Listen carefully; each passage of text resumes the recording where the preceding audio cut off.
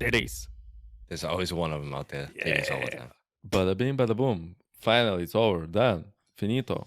Oh. Now it's the easy part. Ladies and gentlemen, get work for it! Europe Podcast!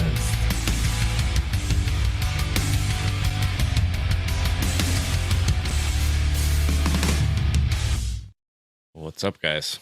What's up? Good evening. Good evening. Nice to meet you all. So, I didn't do a whole lot this week. I've been busy trying to order some new stuff and put things together. I got stuff going on for the shows. I have this stupid transportation cart that the wheels go flat on all the time, so I ordered solid rubber wheels, and of course the axle size is different, so I had to make up spaces and drill everything out so they fit on there, and just been busy trying to prep for the shows. So tomorrow I'm gonna put everything together and get my price tags and all that crap together. It's getting closer. I don't know, you guys feeling the pressure yet, or you already got all your knives finished for the knife show, Austria? Not a single one. Not one. It's like typical knife maker. We wait till a week before or the night before. I'm pretty sure Paul has all his knives finished already because he's so efficient. He's got them packed in the car. He's ready to go. He's ready to go.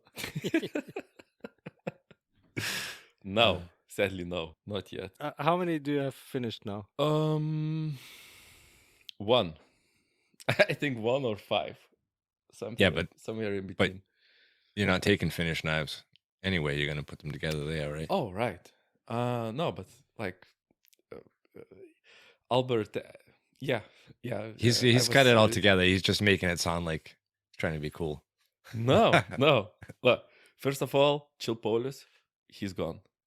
I'm back to crazy shit.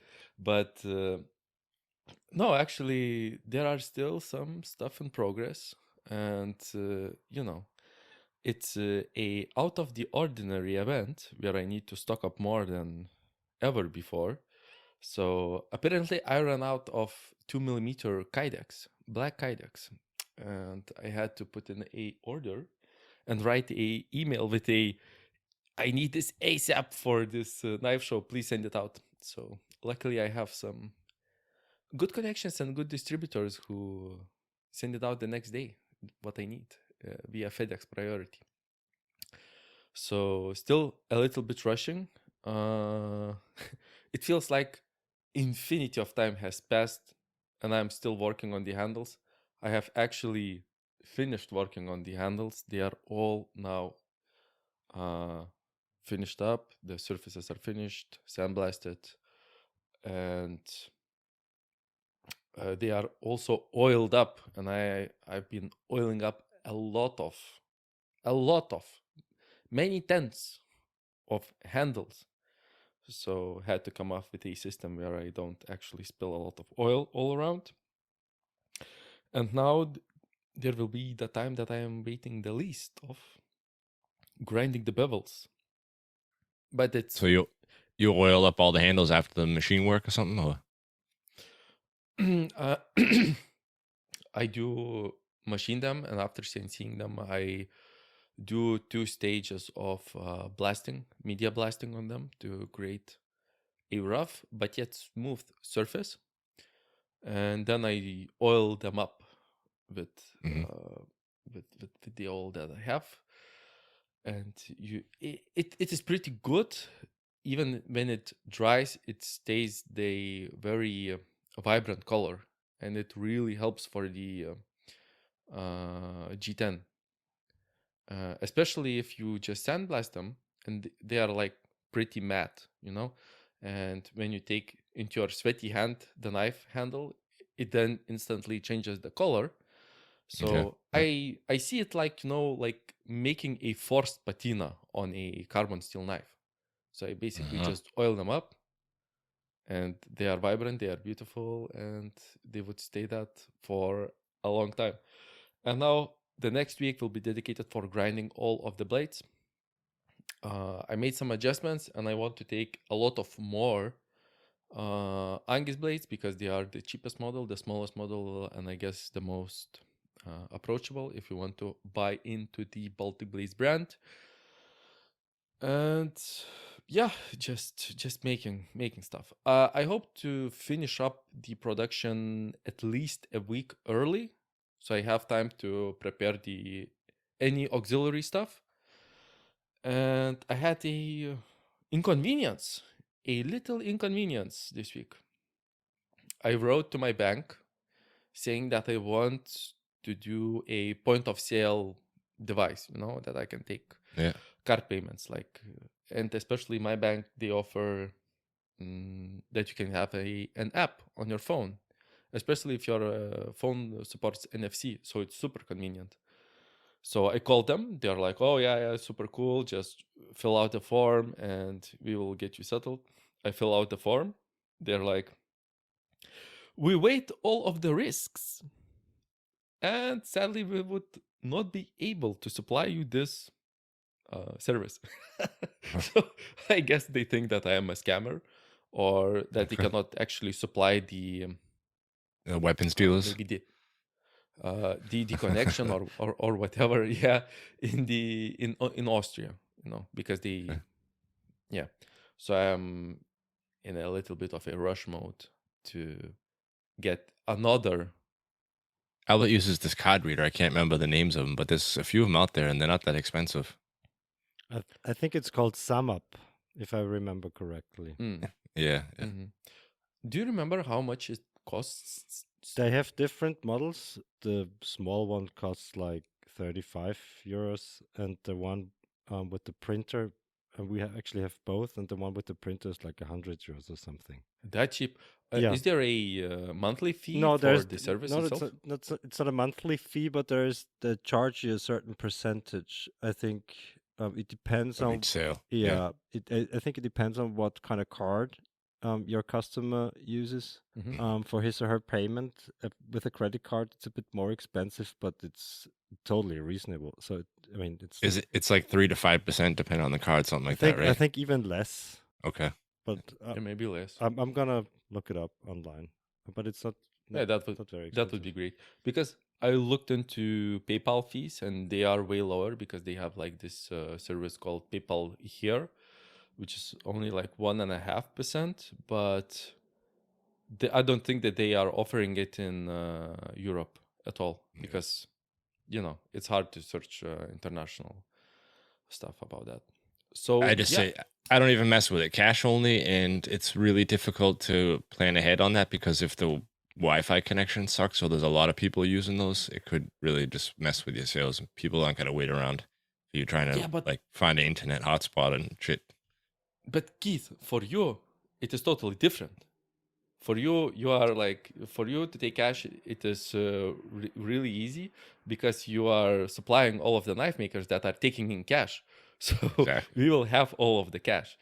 And for me, they don't need actually to worry about the internet connection, because for the another system that I am looking at, I will be supplying the hotspot connection. So basically, I will use just roaming data. Yeah, but with our system, you don't have to have Wi-Fi. It has a built-in, like a cellular connection, a built-in one. Yeah. Yeah. So it's the same with the other, because I would be providing the hotspot through my roaming. Yeah, but Pretty with fun. our machine, you don't have to do that, right? It has a built-in. So thing. it's just built on. Yeah. Yeah. And it costs. I looked it up. So the fees are 1.4% roughly, up to 2.5%. That's very Not reasonable. that bad. No, it's good. I would Google Map ATMs in the area and print it out. Just bring the paper with you if people want to buy something. Give them the paper with are so all the fucking local ATM lazy. machines. cheap as Keith. Yeah, just print out Google Maps.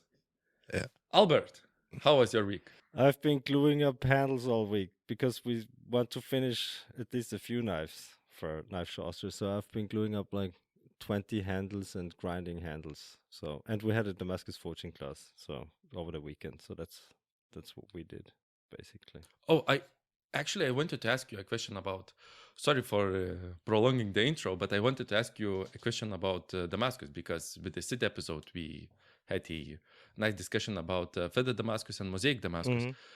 A short question: why we don't see a lot of feather Damascus or mosaic Damascus with copper?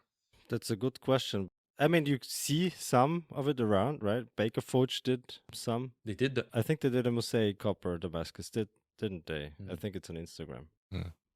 But I guess I don't know. I mean, you don't see that much copper Damascus around either, right? So of course there's even less copper mosaic Damascus. At least in my bubble, the forgers are making all of the laminates with the copper. It's like the most hyped thing ever, and I was just wondering, With a copper diffusion barrier or with copper Damascus as cladding? diffusion barrier. Yeah, diffusion barrier. I mean, that's easy, or not easy, but it's easier. Yeah. It's still hard, but Yeah, it's still hard. then I guess doing a side flip mosaic is even harder. The tile weld and then the 4-way. I guess I guess the risk is very high. Yeah, I would just guess in feather Damascus with copper, the risk would be huge because you're really shredding into that. But that would look insane. Yeah, it would. Yeah. Explosions, red explosions. But there is one on Baker Forge and Tools Instagram. Mosaic copper Damascus. It's like the second posting on their Insta. I'll check it. Well, how about we bring on this week's guest? He's been waiting in the background for a little bit. We got somebody returning that was on the podcast when we first started. It was just me and Matt out there, and he hopefully has a couple of good stories from us. He moved since the last episode. We got Paul Baleta on with us tonight. Hi guys. Hi, Paul. Hi. Thanks for having me back on Hey. the podcast. Yeah, good to have you. So, tell us quickly. Last time you were on the show, you're not originally from Austria, but you were living in Austria, and now you've moved. Where are you now? Yeah, so my family and I, we moved back to the UK last summer. So August last year, we moved from Austria back to the UK. And yeah, so it's been a bit of an upheaval from a knife making business perspective. Yeah, I imagine it's a whole different scene over there with knife making. Yeah, completely different.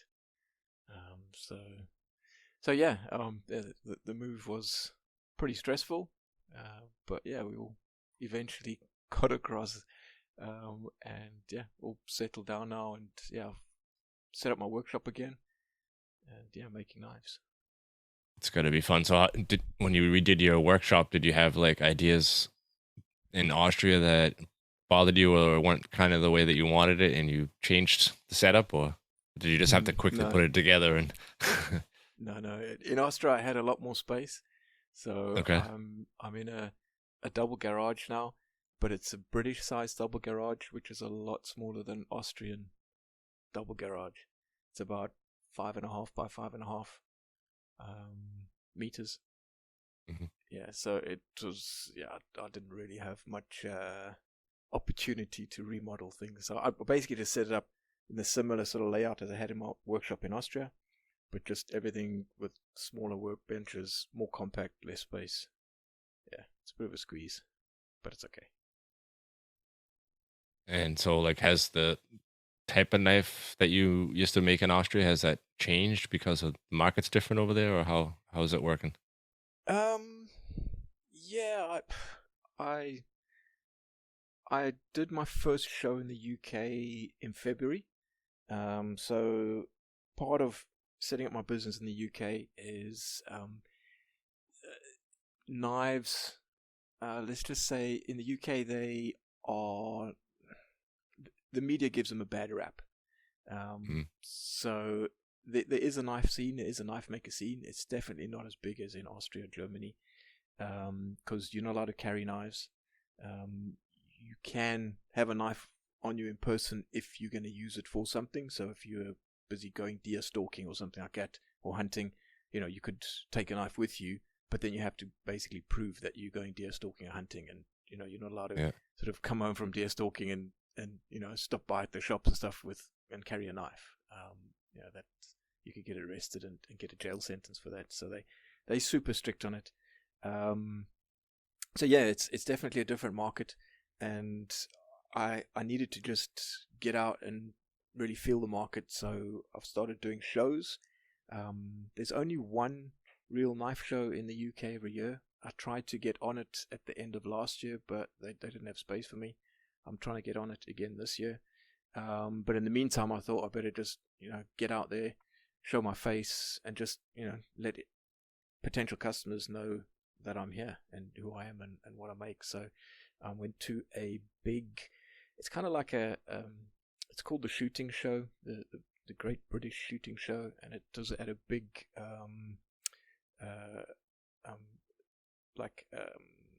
Messe. I'm trying to think the English word. So I know the German word. So it's like a big, fair, right? Or a show. big fair. Yeah. So it's like a big sort of like fair in Birmingham, and it's all high end gun makers. So if you're familiar with handmade, the top end gun makers in the UK, they had Purdy, Holland and Holland, Boss and Co, Wesley Richards. They all had big stands there. All the big gun importers and stuff were there, but it's mostly shooting. But I sort of went with the premise that gun people are knife people, and knife people are gun people generally. Yeah. And so yeah, I got a stand there. It was super expensive, but it was worthwhile. I got quite a few sales, made a lot of contacts. And I think just as part of marketing and getting my name out there, and so any people in the UK that potentially are looking for a knife, or any collectors or anything, at least then they know about me. And then I did another show just this past weekend, which was the stalking show. So hunting, like deer hunting in the UK, is called deer stalking. And so this show was really focused on hunting and deer stalking, which was great because that's, a lot of the knives I make are outdoor knives, hunting, bushcraft type knives. So I work my ass off to build up a whole lot of stock for that show. And also it was good on the first show to meet people and just talk to Brits about what sort of knives they're looking for deer stalking.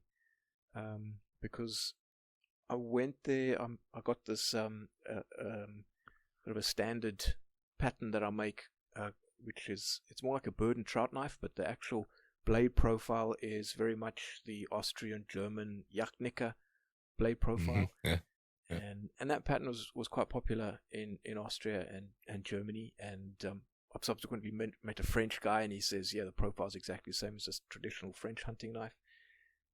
So I thought that would go down well with the British market, so I made a whole lot of them for the first show, and people hardly looked at them. they were all looking at like my bigger hunting knives.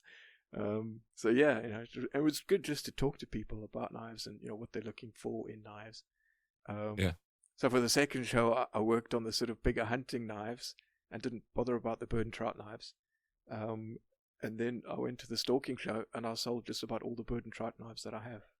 Nice. Yeah, so yeah, you never know. but it's been good, just to meet people and talk to them about what they're looking for, and and also just to see other makers. There were only 2 or 3 other makers at the expensive show that I did in February, but there were about 10 at the show that I did this last weekend, the hunting show, and it was really good to see what they're offering, their pricing, that kind of thing, which gave me sort of more of an idea of what sells in the UK. Yeah, no, that's a great idea. You got a lot less competition, especially than you did here and doing shows in Austria, when you got like 40, 50 other knife makers at the show. Yeah, so what I've quickly realized was that the knives I make are pretty high end for the UK market. So as you said, in Austria and Germany, a lot of competition. There are a lot of people making the same sort of knives at the same sort of price that I do. Whereas in the UK, my knives tend to be on the more expensive side. And but that's fine. People have got a bit of extra money and they want something super special. Come to me. If I remember correctly, you mostly do just shows and you don't have like a lot of sales through Instagram and through social media, and this is your bread and butter as a knife maker. Do you have some tips, tricks, and suggestions for new makers that are trying to attend shows. Because for me, like Knife Show Austria is the very first bigger show in middle of Europe where I will attend. So yeah, just top 3 things that you should focus on. So I think one of the first things would be if you're going to like well, actually any show, but especially if you're going to a show for knife makers. So you'll generally get a table, and a lot of people get their table, they'll put a tablecloth on, and they'll put their knives out. And I think you need to try and stand out because there's a lot of makers doing the same sort of thing, or not necessarily the same knives, but the tables all kind of look the same. So unless someone's really interested and looks at each table, you can easily be overlooked. So it's important, I think, to focus on presentation, just trying to do something different on your table, trying to attract people's attention. When I started doing the knife shows in Austria, I've always kind of done that, but here in the UK I've stepped up even more, and I've got roll-up banners printed and all that kind of stuff. It's a little bit different because the knife shows that in Austria and Germany, you always just had a table. So roll-up banners, you could still use them behind the table and stuff.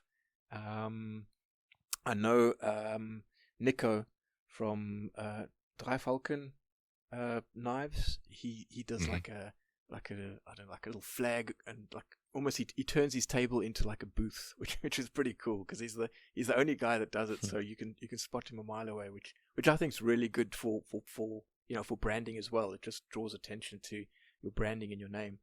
The shows I did in the UK, it's not a table. You actually the sort of smallest space you can get is a 3 meter by 3 meter booth.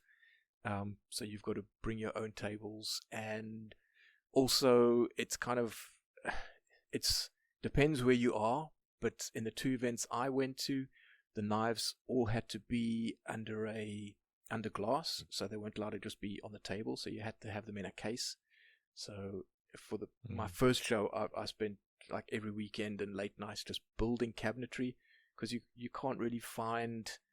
Well, you can, but I mean they're super expensive. We're talking thousands of pounds, to get stuff custom made, and you can't really find stuff that really works to display knives. So I ended up making my own cabinets that were all lockable, and they worked out quite well. And I think that also sort of set me apart from the other makers in the UK, in that I had quite nice wooden handmade cabinets, whereas some of the other makers there, they didn't really have great cabinetry and ways of displaying their knives, whereas I'd built my cabinets to display my knives. So, I think I can tell the difference. So I wonder if that's going to become a thing here, because Chris from Forge Works just went to a show recently. I'm not sure which show it was. I can't remember anymore, but he had the same problem. And he actually had to rent all the cabinets and the glass cases from the people that were putting the show on. Yeah, that's super expensive. I looked at doing that, and for the same price of renting it, I bought all the materials to build my own cabinets, and of course I can use my own cabinets for years to come. And it's all custom built, for my knives, so it works out quite well. Another thing is, it's a pain in the arse because the cabinets are quite big and heavy, and they take up so much room. Yeah, and I don't have a van. I've just got a car, and I'm normally at shows by myself, so I need to basically unpack everything and build up these cabinets by myself and take them down so they can fit in the car. And all the glass needs to be packed and stuff. So it's a bit of a pain in the arse. So it takes a couple of hours setting up, and then a couple of hours breaking down. But then building my own cabinets, I made them, sort of take down design, if you like. So it works out. I think that's the first thing, is tips and tricks for shows is just try and do something different. Even if you just got a table, like I say, that banner that Nico from Dreifalken Knives has on his table, I think that works really well, just to sort of draw attention to yourself. Just do it so you can stand out. What else? Not yet. So Paul's back. Hi guys, sorry about that. I don't know what happened. Yeah, we lost you there for a minute. But I wanted to say, now you know how it is for me. Every show I get there, I'm like putting up my stuff for hours, and the knife maker just come on and like plop out 5 knives on the tablecloth, and they're done. Yeah. Because you got all those cases that you have all your materials and stuff. Yeah, everything on all wheels those and boxes and stuff. all the extra stuff to keep Yeah, filling the yeah. table. And then in the middle of setting it all up, everybody's coming over trying to buy stuff off you, and before the show starts. Yeah, but I think it works because going at some of the shows, there's other guys selling materials, and they just sort of pile it up on their table. Yeah, And it all just becomes a bit of a mess. And you always have a really good presentation. Everything's organized by color, stuff like that, by wood and material, and yeah, I think it's good. I was lucky. I found those boxes. I was like the same thing as you, trying to figure out how to fit everything and like keep them organized into their own little section without spending so much money. And I found there's like these wooden boxes you can buy at like Obi, which is like a do-it-yourself store, and they're supposed to go into like, you can buy a big box. What would it be called? Like a hope chest that you put at the end of your bed. You keep blankets and stuff in, and these are like extra compartments you can put inside them. So I just bought a shitload of those boxes, and they work out great. And those like plastic Euro boxes are great too, because you can buy the little wagon with wheels on them and stack them all up on that thing. That works good if you got a lot of stuff to move. Yeah, I think I find with plastic boxes they always break. Yeah. You drop it and it smashes open, and yeah. I used to use a lot of plastic boxes when I was racing motorbikes, and yeah, I replaced so many. You move one, you shift it into the other, and it just cracks it, breaks it, and then you pick it up and stuff falls out. And yeah, when I set up my knife workshop, I went to wooden boxes, which are a lot stronger, more sturdy, but yeah, they've got their own problems as well. I hope you're not dropping boxes for knives. That's not good. No, but well, I had everything in a wooden box actually at the first show.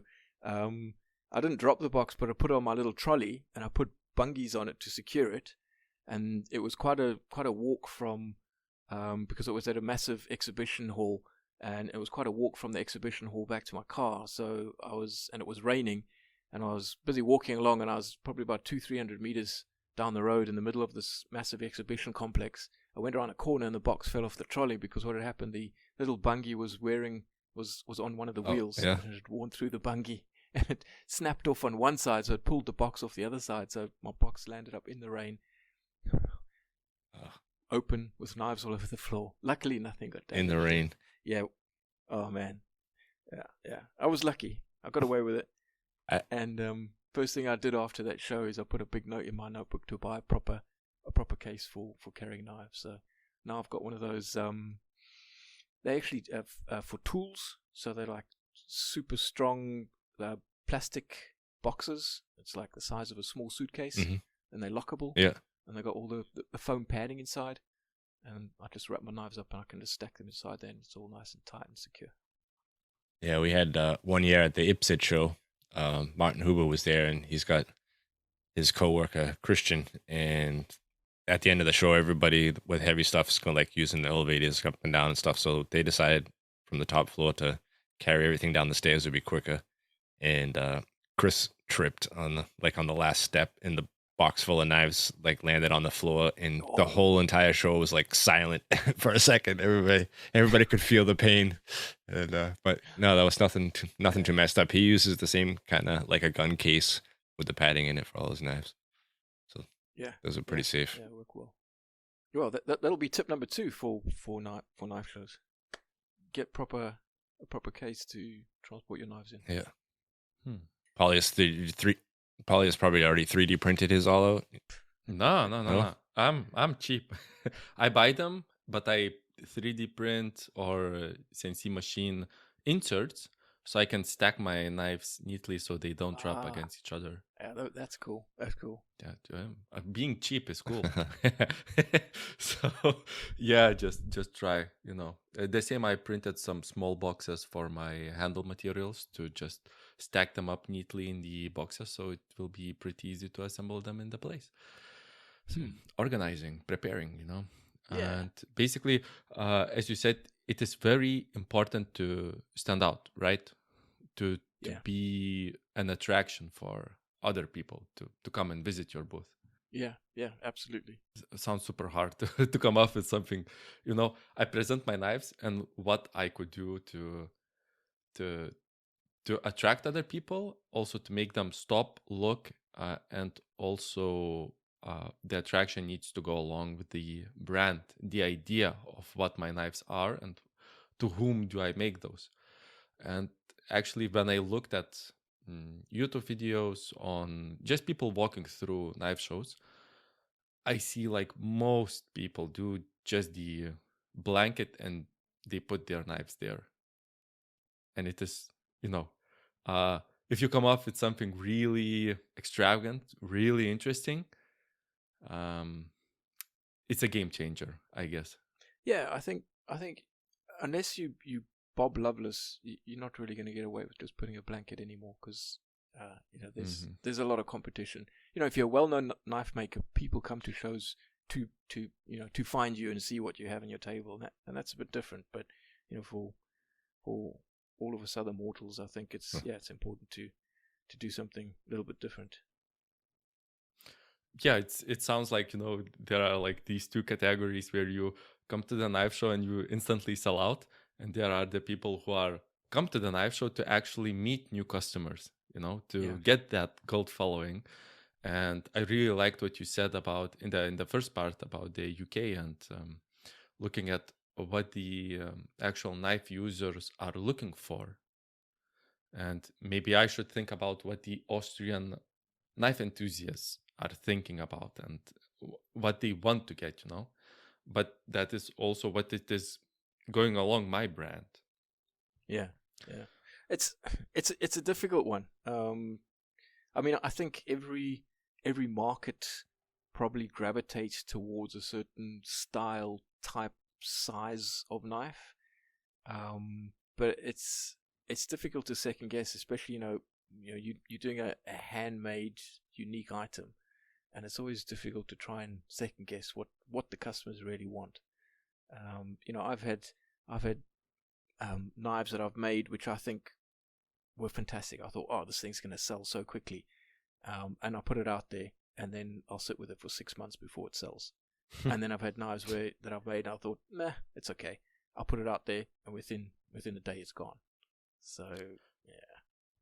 But it really happens like in all of the creative industries, especially in music, where people think, it's a shit song, and it instantly becomes a hit. And where you create this masterpiece of a song and the creator is really excited about it, but it doesn't really pick off. Yeah. And it's just appreciated in the long term. And I think you hit a really good point on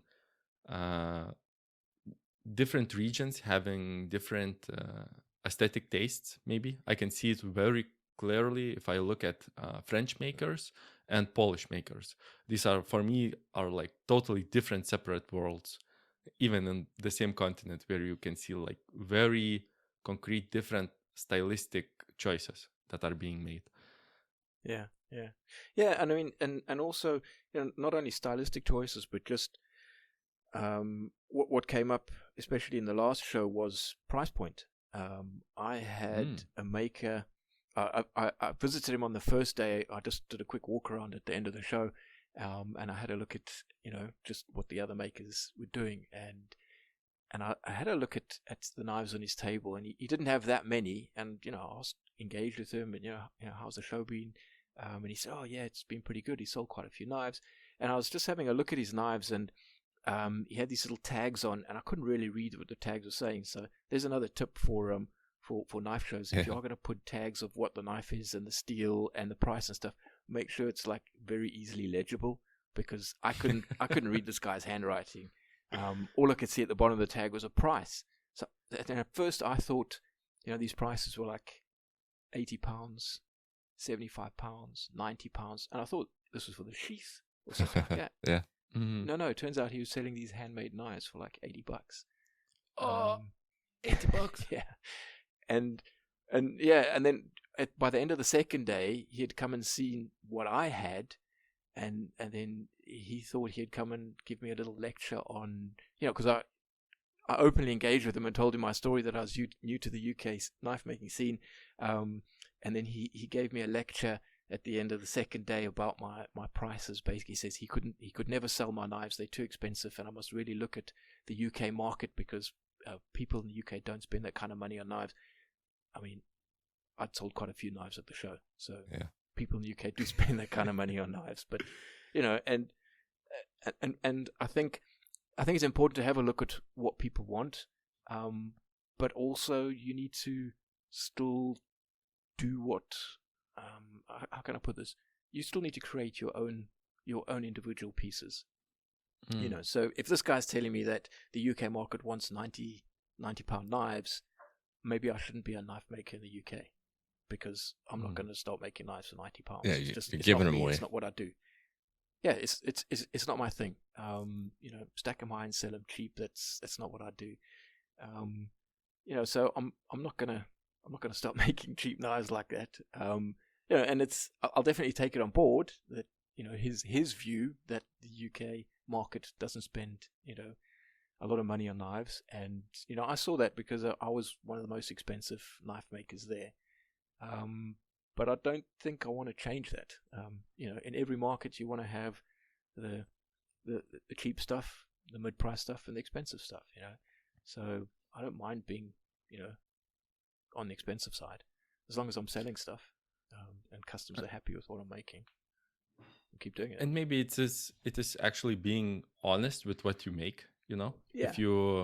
If you close one eye to some scratches that you don't want to remove, you have to lower the price point that you are selling your knives, and if you put a lot of effort and time in the knives, you of course try to value them as high as your time is valued.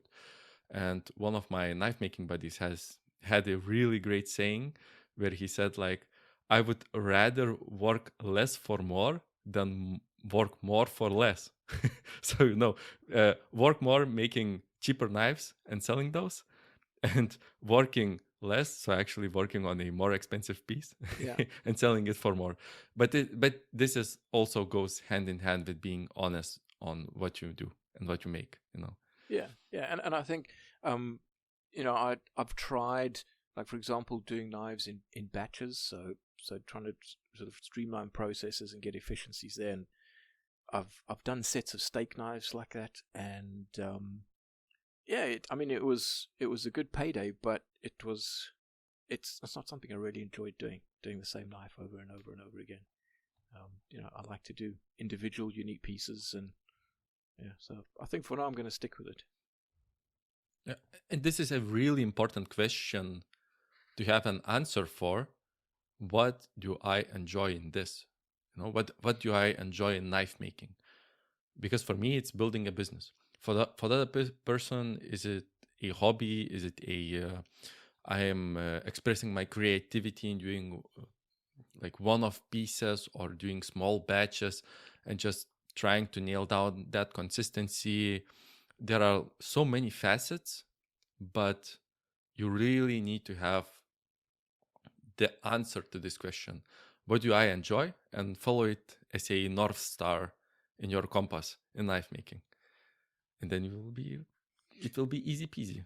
Yeah, I think it's important that you know that you know why you're doing it, and where you want to go with it.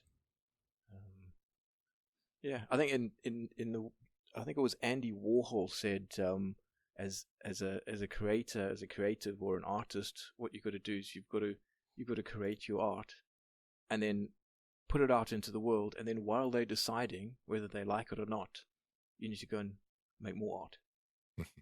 Mm-hmm. And not wait for the was it confirmation or affirmation? What would you say? Yeah, not wait for people's approval. For the approval. That's right. Yeah, and I feel like this is really important point actually, to just create and make and make and make. I kind of think, and this is a not a conspiracy theory. Here we go. but just an opinion, that people in knife making, especially who gatekeep the information, from where they get the materials or how they do one or another process. They cling to something that should only be a pit stop for them. You should execute the creativity and build, always be like, putting one foot in front the another. That came out wrong, but you understand what I wanted to say. And just try and progress and improve. And if you feel like you found something wonderful and you just try and stick with it, with you are one trick pony, this is the wrong approach. You'd be left because behind. what is constant? It is change. Everything is always changing. The taste of people is always changing. The economy is always changing. The trends are also changing, and you not only need to be like following those trends, but you need to be setting those. And if you are clinging to this one thing and you are not saying it how it is done to other people, these people will figure it out either way, Yeah. and it will be all for nothing. You just have to innovate. Absolutely. Try and Absolutely. express your creativity. Yeah, and I think you need to continuously evolve. And Mhm. as you say, it's the only constant is change, and it's important to evolve with that change. I think it's very rare that you can find, at least in knife making, where somebody has been doing the same thing for a long time and still do well from it. Someone comes to mind is Chris Reeves, Yeah. with his folding knives. And I mean, the Sebenza folding knife, I mean, it's legendary, and he's been making that for what, 20, 30 years? Yeah, something like that. And still Something like that. And still the exact same knife 30 years later. If you wanted to buy one, it's like a 2-year waiting list. Yeah. Mhm. Yeah. Yeah. So, but he's the exception. I mean, there's not that many Chris Reeves. You could probably write them on a small piece of paper, the number of makers that can do that. I think you mentioned one of them. It is Bob Loveless. Yeah. His style, especially. Yeah. And I totally agree. We had a very similar discussion with Benjamin Camon this week about that you need to progress with the times, to accept the change and to try and to improve, not to be a horse carriage salesman when the automobile is being invented and saying like, oh, no, just buy the horses, everything is fine, the automobile will never take off. And if you don't want to progress with the times, you need to really hunker down, with the doing the traditional thing. And you need to know very specifically why it is you are doing this in this specific way. And maybe it is not possible to do via these new methods, via machine or whatever. And just, to perfect the craft to be the very, very best. And like the Bob Loveless style is very distinct, with the mirror polish finish, with the handle shapes, with the blade shapes and the grinds. And you need to do the same if you don't want to follow the trends. You need to hunker down, or in other words, in the other sense, you need to adapt and you need to change and stop crying about the change happening to you. Yeah, and I think an example with Bob Loveless and Chris Reeves knives, we only look at the success or their success from the point of view of now. If you'd look at Chris Reeves as a maker maybe 30 years ago, when he just started with Sebenza, he'd probably put in 10, 15 years of hard graft, trying different things and evolving before he came up with that secret recipe, I guess. I think Bob Loveless, he put in the graft. He wasn't successful overnight. It took 10, 20 years for him to, 30 years to build his reputation to the point where, I guess he could probably make just about anything and he'd sell it for a fortune. Yeah, and the same goes to the big giants like Spyderco too. The founder was a knife sharpener in the van, which is like, the lowest of the low, the hardest work that you can do. Yeah. And to found a worldwide company that has a patent on a hole on a knife, that is something else, And everybody knows Spyderco. Yeah, and that doesn't happen by accident. That's evolution and hard graft to get to that point. It doesn't just happen overnight. Mm-hmm. And everybody just sees what is in the spotlight, the very best thing. Yeah. And talking about the very best thing, I think it's the time to tell about our sponsor. Dear listeners, I hope not to fuck up this time. So I will just try and focus and do the sponsor read, which is Kilns. Get your kilns on minihell.eu.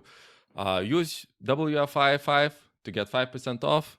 You get your beautiful kiln, get it not super expensive, and it's super reliable. And also, if you are listening this in the morning when it is airing, the next week, the same day you are listening to this, we are also talking to Baltazar, the owner of minihell.eu. So please send in your questions to Baltiblades or WFI podcast, WFI Europe podcast on Instagram, and we will ask Baltazar on this podcast everything about kilns, building heat treatment ovens, building tempering ovens, building ovens for baking cerakote, or whatever you want. So please go to minihell.eu and get the kiln for you. Nailed Perfect. Nailed it. Good job. Boom. Paula, do you do your own heat treating? Do you have an oven, or do you send your stuff out? I do my own heat treating. I've got an even heat. It works pretty well. Happy with it. Mm-hmm. Does the job. Yeah. I used to send it out, but it just. I looked at the return on investment of a kiln, and I figured it would take me about 3 years to pay it off. With the money saved, sending stuff out, and I landed up basically paying it off within 2 years. So it's definitely worthwhile.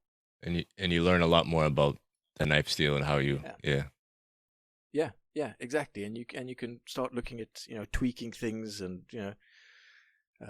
just changing the protocol slightly to maybe make a blade with a little bit more flex or something, a little bit more edge retention, stuff like that. So gives you the flexibility to be able to do that.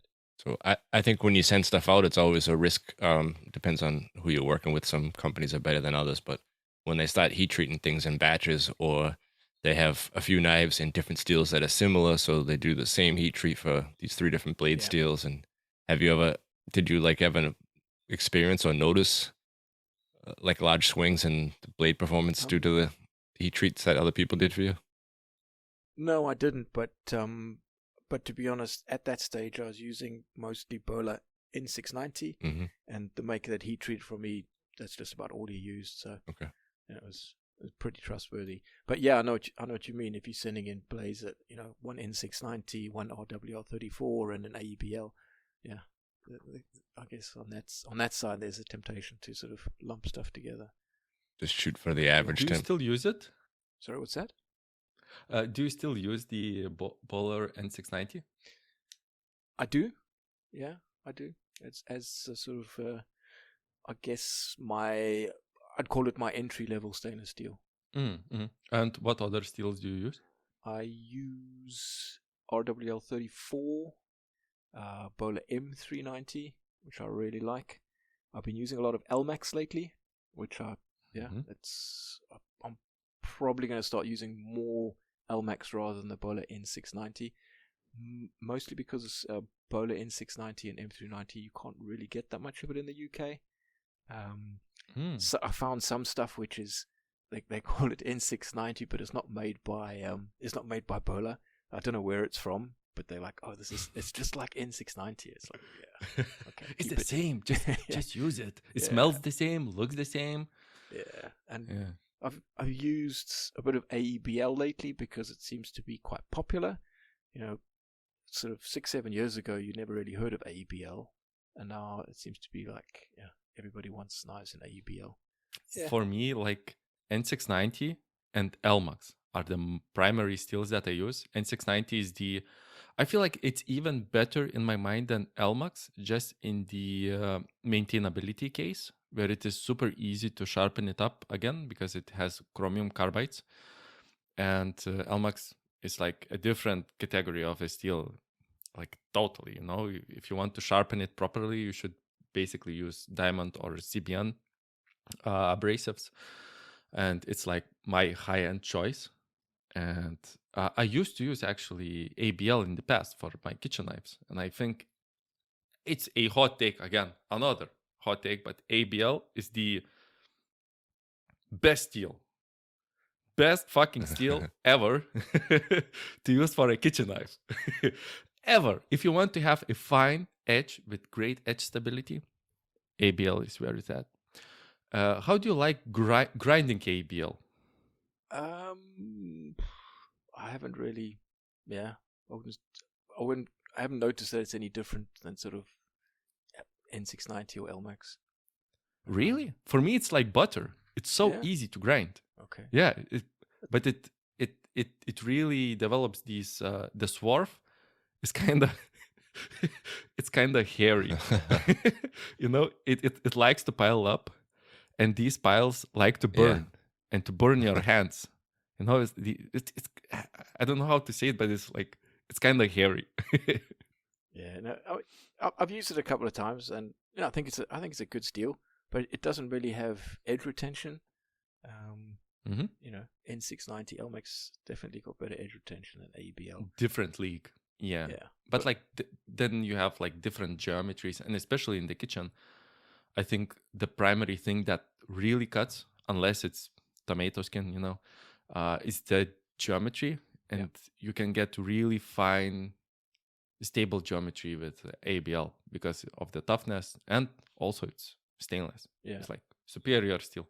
Yeah, so in my mind. For my kitchen knives, I sort of start off with N690, and then the next step up is RWL 34. For the sort a of great higher steel. Stuff. Yeah. Talking about Loveless, it's a great steel. It's Albert. Yeah, no, that's Albert's first choice. Yep. Well, it's amazing that he came up with this, I guess, spec for the steel. I think it was in the 70s already. And of course they've converted to powder metallurgy, which has made it even better. But it's I find it amazing that he was a knife maker. He wasn't a metallurgist or anything, but he came up with this. This is the knife steel that you've got to have. He was using something like RWL is the powder metallurgy version of what he was using. He was using something ATS, I guess. Yeah, I don't remember the actual ATS name. 54 or something like that. Something like that. And the polishability is, they say it's insane. I have never used RWL ever, but people say, at least I heard, it's super awesome. It is. It's great to polish. It's a fantastic all-round steel, and it just finishes beautifully. In 690, it finishes okay, but you can always see those. I think it's the grain boundaries in the N690. Oh yes. Which is pretty cool for like a hard-working knife, but sometimes you would just want that nice clean satin finish, and that's when I always go for the powder metallurgy steels. I always speculated that what you can see, it is actually from nitrogen in the steel, the swirls, the spinny things. And I just speculated that it is from the nitrogen because I tend to see them in steels that have nitrogen. Okay. But it's just uneducated guess. But for me, it looks pretty nice. Even you can see it even on a 120 finish. Yeah. Actually. Yeah. Yeah, if you're looking for it. I pointed out to a lot of customers or potential customers, and they can't see it. I'll hold up an N690 blade and RWL34 blade and say, "Oh, have a look there. You can see those little lines and marks." And a lot of people can't see them. Yeah. Actually, when I do stories or when I do reels, because most of my knives are N690, I try and showcase it. Zoom it in and really slowly showcase it. It's just something for me that I don't know. It's like just a plain stainless steel, but you are revealing something really interesting inside. Yeah, it's a bit like if you I don't know if you've ever etched D2 or the Bola is it K110? Yeah, 110. Yeah, that comes out cool. It's like lightning bolts across it. It looks really cool. It's like all these sort of jagged edges. I like it. Anything else on steels? I think the predecessor for RWR 34 is called ATS 34, isn't it? It is 34. Okay, because there's some connection with a 54 as well, isn't it? A something 54. I don't know. It's ATS 54. Yeah. Could be. I might be mistaken, but yeah, Audio 34 is a fantastic steel. Love it. And then for like, I guess, really high end, ultimate performance, I like using Bola M390. That's an awesome steel.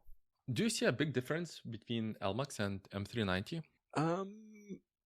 Edge retention, yes, definitely. M390 it's awesome. It's awesome, and it finishes beautifully as well. It's a bit hard to work with. Definitely harder than LMAX. I find LMAX is similar to sort of N690. It's fairly easy, fairly straightforward. M390 is a little bit harder. And then of course there's MagnaCut. Oh man, Which I hate. warp game. I hate it. Jesus. Yeah, same here. It's a pain in the ass to work with. It's a pain in the ass to finish. Yep. And even though it's a pain in the ass, you still can't get a good finish on, no matter how hard you try. Never. What you throw at it, it'll always have a It looks shitty. Yeah. Yeah. It looks like an amateur did it. Yes. Yeah. Yeah. It like scratch it's even marks and LMAX is terrible to finish for me, at least. Doing a belt finish, it's always gives this inconsistent look. Okay. But MagnaCut, Jesus Christ, it's terrible. It has a cool name though. It's even worse. Yeah, it's. I mean, on paper, it's a fantastic steel. I think it's a great steel, but yeah, it's a bitch to work with. It's super expensive. It's not always available, and I've had problems with it. I had an American customer who wanted this huge, badass, this is the last knife he's going to buy kind of thing. It's kind of like a chopper, and it was about 37 centimeters from the butt to the tip, 5 millimeters thick MagnaCut. So the bar of steel cost me, I don't know, $150 just for the bar of steel. And then I heat treated it, and it's got all these like marks on it, and I couldn't figure out why or what I'd done wrong. Did a bit of research, and there's a couple of makers in the States that have had the same sort of problem.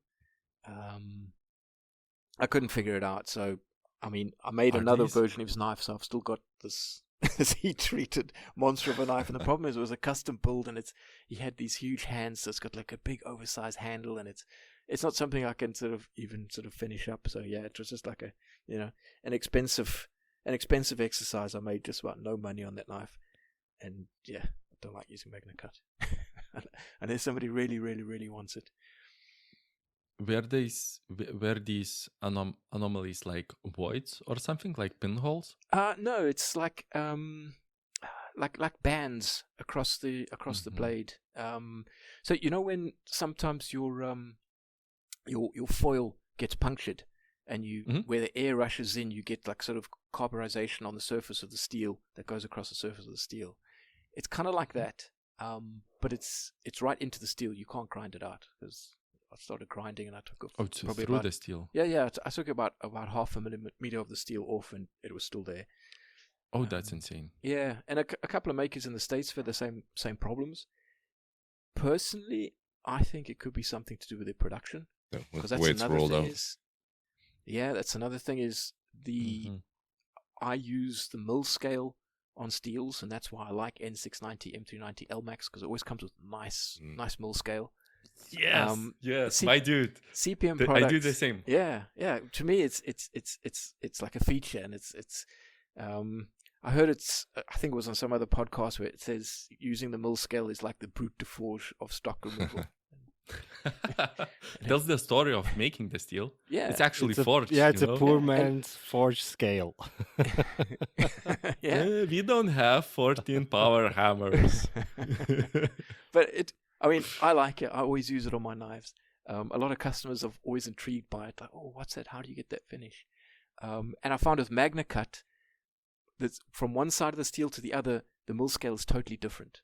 So I don't know, they're using super old machinery, worn out rollers. I don't know, but from one side to the other, it's like totally different. And you're making a knife which someone's spending good money on, and you at least want it to be, consistent from one side to the other. Yeah, that looks. So we will have to see. We'll have to see how the French managed to make it. If I remember correctly, a French company bought the rights to Okay. CPM names of the steels, at least. Really? Maybe it's fake news. Maybe you are listening to fake news, but my sources say it's a French company. Because I heard CPM were in financial trouble. And the auction has been passed because they had to give a 90-day notice about, guys, capitalism happened. We are going bankrupt. And there could come in and other companies offer, to buy some property, the actual physical property or the intellectual property. Because for MagnaCut, the most important thing, it's not the chemistry, because the chemistry, everybody knows the chemistry, is the actual name, actually, because it's a cool fucking name. Yeah. And people want the MagnaCut. Well, that'll be good if they can get a proper company to make it. But we are talking about the French. Well, so we'll have to see. Bit of an unknown, yeah. Maybe. Yeah. I mean, because I used some CPM steel previously, Crewware, which is a great steel, but also super expensive. And I remember when I got it, it's the same thing. I couldn't use the mill scale because it was so different and bad from one side to the other that I ground it all off, and I was pretty disappointed by that. I think it just goes through the same mill as the rolling mill as they put the MagnaCut through. It's a bit janky.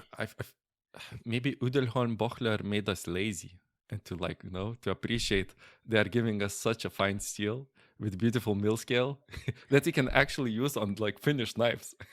But yeah, but then that's part of the steels that I use. I'll only buy from reputable manufacturers. Böhler, Uderholm.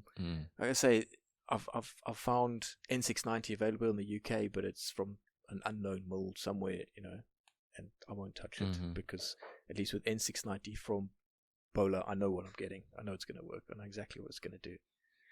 And that's important, because I don't make that many knives that I can, afford to have mistakes and throw things away. So do you have plans to do some more shows in the UK or outside of the UK, or? I'm looking at it. Like I say, I'm trying to get onto this knife show, UK's only proper knife show, later on this year. And then they've got they call game fairs. There's two big ones in the UK, and we're talking, like 100,000 visitors. But it's everything. It's equestrian, it's dogs, it's shooting, anything to do with what they call field sports in the UK. So there'll be people making, I don't know, oak furniture, everything under the sun. They're massive, and a couple of makers have had stands at these game fairs, and they say they do quite well there. I'm not able to do the big one, but there's one up in Scotland in July, and I need to make a decision in the next couple of days whether I'm going to do that. It's just it's a bit far away. It's about a 7-hour drive for me, and then it's a 3-day show out in the fields, and if being Scotland, it's probably going to rain, and I don't know. We'll see. Sounds like a good opportunity to get a hold of some rare wood, though. If you got people making lots of stuff out there, some handed material, maybe. Yeah, well, nah. I'll buy exotic wood from all over the world, local European stuff. But yeah, and then I've got Solingen coming up in October, so I'll be. You're gonna show up for that one? Yeah, end of October. Nice. Because I'm currently a probationary member of the German Knife Makers Guild, so to become a full member, I need to at least attend Solingen again. So you've registered for a table already with this new system they have? No, or not yet.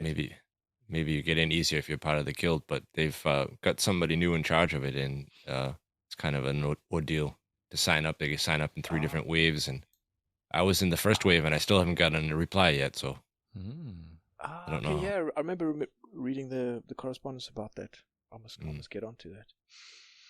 But yeah, in between, I'm keen to go, and it'll be good to Wait, to aren't see you you coming again to a and- knife show Yeah, Austria? that'd be nice. That is happening this year on May 10, 11th? No, no, unfortunately not. It's just with the move and everything going on, I would have loved to have made it. It's a bit of a trek for me, and I looked at it, but yeah, it's just for this year, it's just too much. I need to focus on trying to build my UK customer base. Maybe next year. I'm keen. Okay. Can't wait to see you next year. Yeah, we'll see if we can make it work. It'll be good. Because I mean, Solingen's not too bad because it's from. I get the ferry from Dover to Calais. From Calais, I think it's just over a 4-hour drive. Yeah, so it's doable. Whereas, yeah, Austria from Calais is about a 12-hour drive. So. Yeah. A lot. Well, you mentioned earlier about the guy coming over telling you that your knives are too expensive and stuff.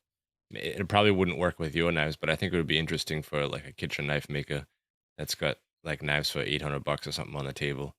For them to make a quick dirty knife, just to keep it behind the table when somebody asks you about your price and be like, well, if you want to see a $200, $250 kitchen knife, this is what it looks like. And then you can point it all out, the finish, the handle, the material choice.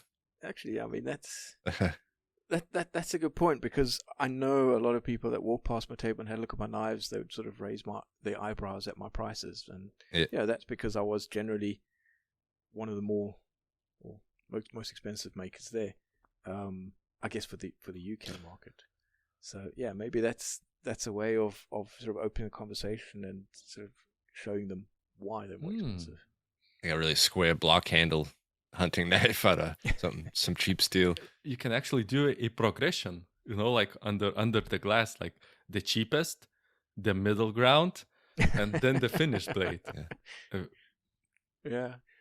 Because the thing is, a lot of these people at these sort of hunting shows, that they're not really knife people, so they don't really know. They don't know much about steels or anything like that, fit and finish,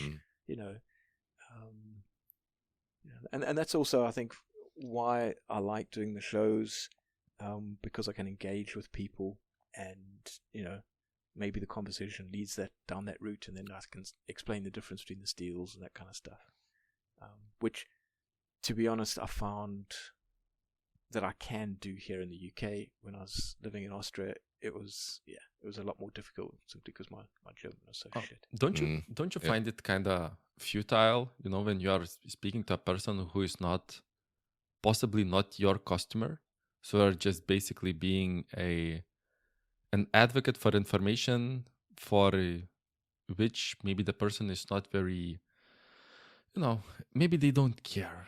When the hunters come, they say like, I need just a simple Stanley knife and whatever, throw out single-use blades, and that's good enough. Yeah, I think as part of, trying to be a salesman, you need to try and see that as early as you can, so that you don't waste your time with those kind of people.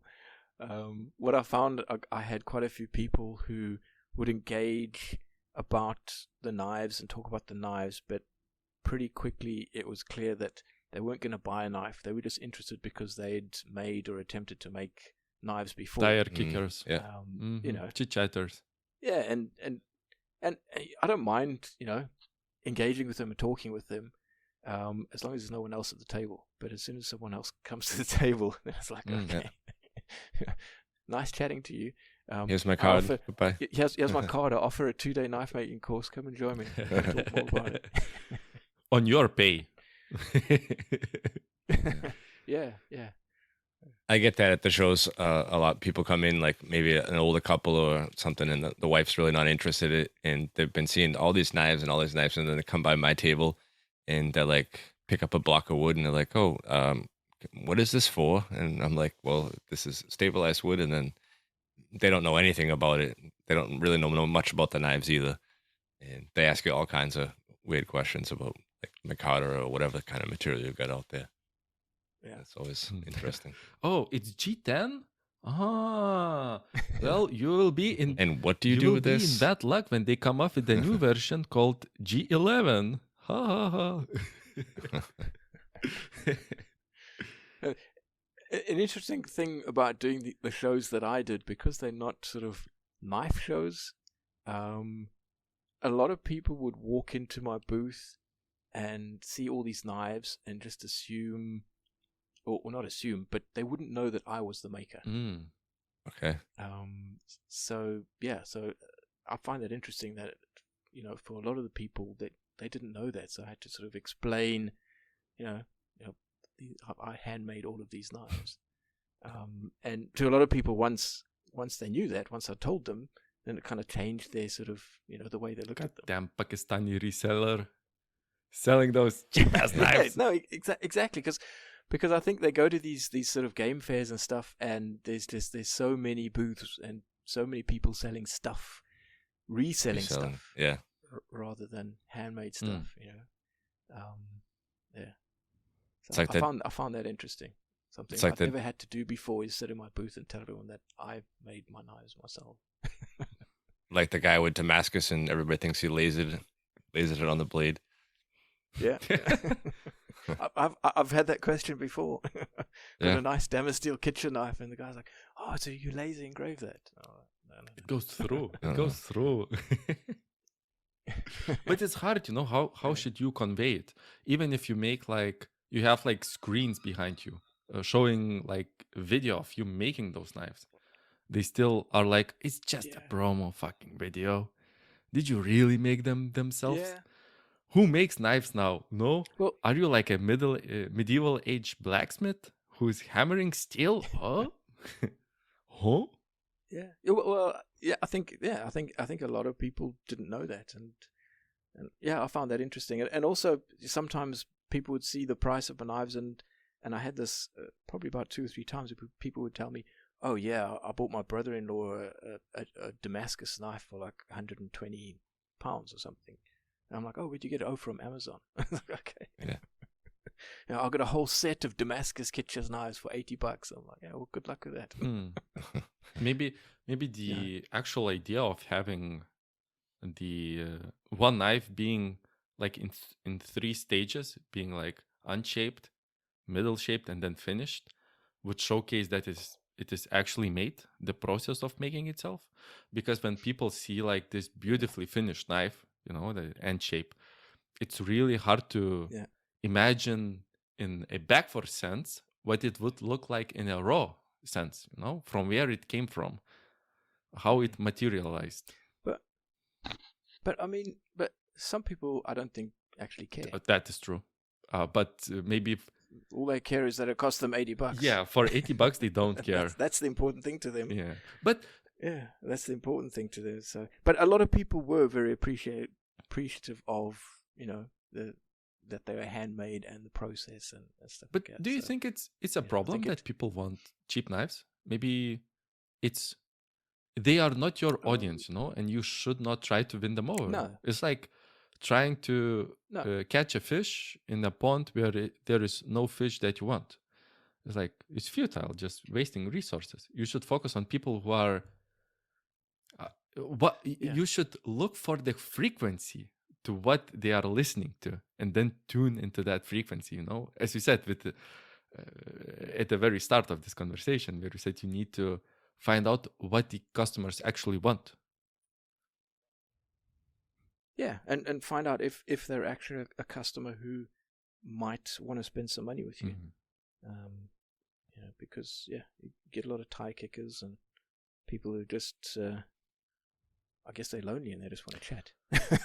Come hang out at your table. That is also a fact, but I have some customers that are following me for multiple years, and only now they are buying a knife. So maybe when you are going to the same show again and again and again, and the same hunter is coming here again and again, he's understanding, oh, look, that Paul dude is actually serious. He's not a reseller, and you can see the evolution in his work. I might spend some money, there. Yeah, no, absolutely valid point. I mean, I found when I first started doing knife shows, which was the Ipsitz Messermark in Austria, the first year I was almost looked at with a bit of suspicion, who's this guy with these knives? And I think I sold one knife, and I was pretty happy to do that at that stage. But I think as I went back year after year, I'd see the same people there, knife nuts looking, and they would see me every year. And you're absolutely right, Paulius. I think it builds credibility. It's like, no, you're not just some guy who's doing this, for fun on weekends, and you're not going to be making knives in a couple of years' time. Because if you're really into knives and you're collecting knives, I was just saying, I think if you go back to the same show year after year, it builds credibility, and it shows, especially people who are collecting knives, that you're a serious maker, and you're going to be around for a while. And if you're collecting knives, I think that's maybe it's not important to everyone, but I know if I was collecting knives, I wouldn't want to just buy any old knife, even if it's a good knife, from someone who's just doing it for a bit of fun and a bit of money on the side. It's people take you a little bit more seriously, and that's what I find going to IPS. It's year after year, you see the same faces year after year, and first year they almost a little bit suspicious, and they'll look at your stuff. The second year they're a little bit more interested, and the third year they come with a. And the third way you win best of knife. Sometimes it works like that. Yeah. Best of show. That is the selling point of Knife Show Austria. Everybody is coming for the first time. Everybody will be on the same page. They're all on the same playing field, yeah. And it's more of an international knife show. The competition will be high. Alaska, Australia, Austria, Australia and Austria in the same place. Lithuania, Polish people. It will be crazy. And also some French guys. But I think that's really good. When you say competition will be high, I mean, I think that's great, because everyone raises their game. The after show drinking game will be crazy. Yeah, what is that? Saturday night, Sunday night, everybody will be sitting behind the table, half asleep, hungover. Yeah. Just so tired. Just tiredness in the air, giving away fumes of alcohol. One of the things that you don't see too often, that I like that Paulus is going to be doing this year, Sheer Knives does it also, and a couple of the knife makers, but not many. They wife or their girlfriend or their fiance comes with them. I think that's great that you have somebody who's backing up your work and willing to stick out that boring knife show for the weekend with you. Makes it a little bit more interesting and gives some of the women somebody to talk to.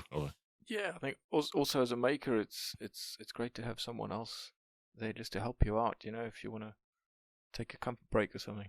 I think Hubert should do a sideshow for all of the vibes, because they will be so fed up with all of the knife talk. They will be like, oh no, these guys together again. And I think they need to be entertained. So what are you going to do to entertain your fiance? I don't know. Are you going to have her assembling knives? I don't know. I hope she will be. No, I will put her at the most interesting position where she will collect the money. Give her the fanny pack and say, like, do the business. Do the business, I will do everything else. You just take money, exchange, and then whatever. You're just assembling the knives then? Or what's your job? I will be assembling the knives, and I will do the talking, the yapping, yappity yap. Buy this, buy that, I do this. Of course you will. Of course I will. Of course you will. And I will be non-stop yapping. And I'm so afraid about that. You should do it like this guy, Custom Knife Factory. I don't know if Paul have noticed him. He goes to a lot of shows, but at the Solingen show, the first time I noticed him, two guys come from the Knife Factory. They have a lot of different knife models, but they usually bring whatever the newest ones. Like they got four models on the table and a stack of them under the table. And as people buy their knives, they put the money down on the table in front of them, and they sit there behind the table. And by the end of the show, he's got like this stack, like 20, 30 centimeters high of cash. And they just sit there with a stack of cash on the table. Aren't they afraid? We just go and like take the money. I'm pretty sure he's packing some heat. Mm-hmm, packing some heat. Okay. Gangster lyrics are coming back. Yeah. Packing some heat. No, but I'm afraid about losing my voice, because we did one super small show here in Lithuania a year ago, and after the whole day I wasn't able to talk. That would be a shame. How? Oh, really? I would be like this. Yeah, thank you for coming. Yeah. So, yeah. But we actually went to the Central Europe knife exhibition, and what we saw is that a lot of knife makers come with their wives and girlfriends, and all of them look fucking miserable, just sitting there the whole day. All the wives. Yes, they look Oh, they're sick of listening to knives, and then they got to go to the show, and it's nothing but knives all weekend and smelly long. dudes. So that's why I'm encouraging Hubert to do something like interesting for the wives. Well, it is Mother's Day. We'll have to see how many mothers actually show up. People will be out shopping. I'm sure Huber's mom will be there. People will be out shopping for their mothers, buying knives, kitchen knives. Yeah, kitchen knives. Hopefully, yeah. Perfect. So, we're an hour and a half in. I think that was a great show. Very informative. Paul, do you have anything new coming up? Anything you want to tell our listeners where they can find you, get a hold of you, buy your knives, maybe? Yeah, I'm baletahandmade.com on Instagram, Baleta Handmade. I think I'm on X and Facebook as well, Baleta Handmade. I'm very, very bad at social media. I get a bee in my bonnet and I think, right, I'm going to post once a day or once every 2 days, and it's going to take off, and I'm going to get a whole lot of Instagram followers. Yeah, and sometimes I do a week of that. Sometimes I do 1 or 2 posts, and then I drop off the radar for a few months. But yeah, most reliable if you want to get hold of me is just to go to my website, baletahandmade.com. Got my email, contact numbers, everything there. Yeah, and thanks very much for having me on the show again, gents. It's been good. It was nice having you back. Yep. It's a pleasure. We talk bollocks about blades. It's good. All right, guys. I think that's it. We'll talk to everybody then next week. Mm-hmm. Bye, Cool. guys. All right, guys. Bye for now. Thanks, guys. Bye-bye. Ciao. Bye. Bye-bye. Play the music. Titties.